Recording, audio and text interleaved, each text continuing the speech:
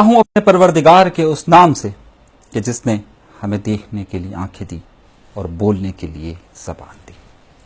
کیا آپ کو ان معصوم بچوں کی آنکھوں میں درد محسوس ہو رہا ہے؟ میں ان کی کہانی آپ کو کیا بتاؤں، اپنے دل پر ہاتھ رکھ کر ان معصوم بچوں کے اسکول کی حالت دیکھیں، غور سے دیکھیں اور سنیں یہ کیا کہہ رہے ہیں۔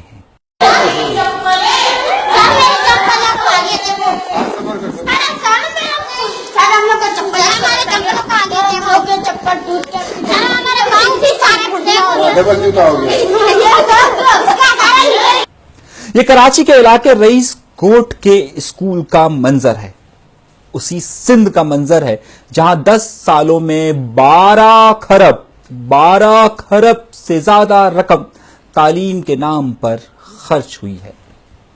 یہ سندھ ہے میرے بھائی جہاں کے اسکول میں انہوں نے داخلہ تو لے لیا ہے لیکن اندر داخل نہیں ہو سکتے۔ وہی گزشتہ 10 سالوں میں اسکولوں کی صرف تعمیر اور مینٹیننس پر 6 کھرب روپے لگ گئے، 6 کھرب روپے لگ گئے صرف مینٹیننس پر۔ میرے رئیس کوٹ کے معصوم بچوں، تم سے میں یہی کہہ سکتا ہوں کہ تم اکیلے نہیں ہو۔ سندھ میں 46,000 اسکول ہیں، 46,000 اسکول ہیں، جبکہ یہ ایک الگ بات ہے کہ 5 سال پہلے یہ 48,000 تھے، اب سرکاری کاغذ میں یہ 46,000 ہیں۔ سندھ کی آبادی بڑھتی جا رہی ہے لیکن 2,000 اسکول کم ہو چکے، مگر اربوں روپیہ اسکولوں کی تعمیر پر خرچ ہو چکا۔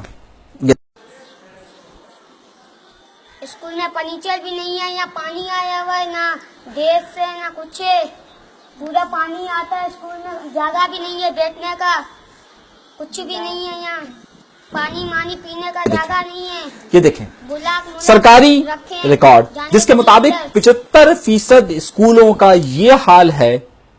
یہ بچے بتا رہے تھے ان کے پاس ٹوائلٹ تک نہیں ہے، اور 75% اسکولوں کے اندر بنیادی سہولیات موجود نہیں ہے۔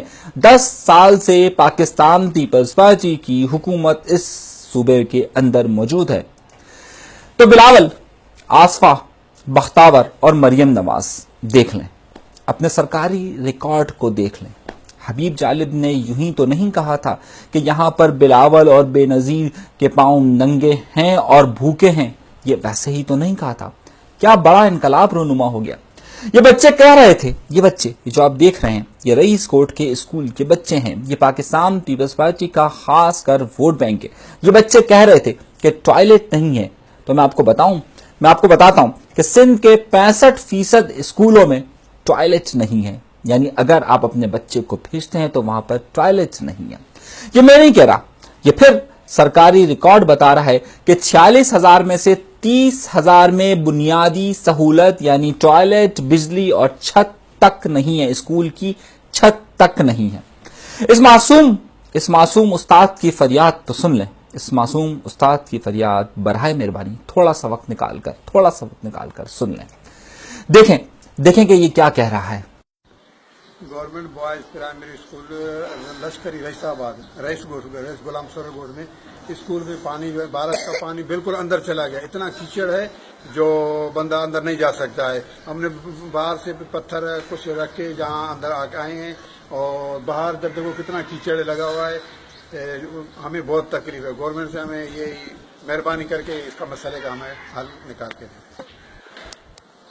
یہ دیکھیں اسکرین پر آپ کو نظر آئے گا وہ سرکاری فائلوں کا پیٹ کہ جس کے اندر یہ لکھا ہوا ہے کہ کھربوں روپیہ یہاں پر تعلیم کے نام پر اور خاص طور پر عمارات کی تعمیر کے لیے خرچ ہوا، لیکن یہ معصوم بچے اپنے اسکول کے اندر داخل نہیں ہو سکتے ہیں۔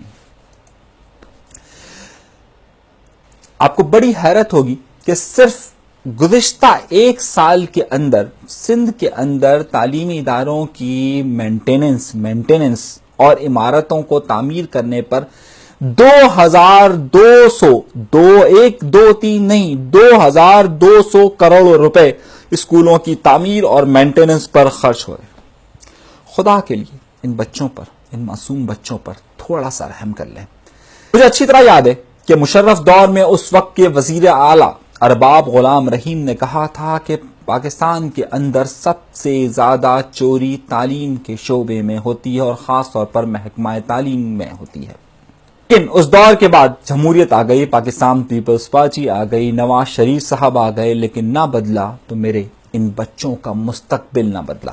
ایک بار پھر ان بچوں کو دیکھ لیں, اور ایک استاد کو جو فریاد کر رہا ہے. رحم کریں, آپ کے دل کے لیے ان معصوم کو بھی دیکھ لیجئے. میں ظلم آپ کو بتاتا رہوں گا کیونکہ میرے رب نے مجھے زبان دی ہے اور میری ماں نے مجھے بولنا سکھایا ہے, اسی لیے میں بولتا ہوں.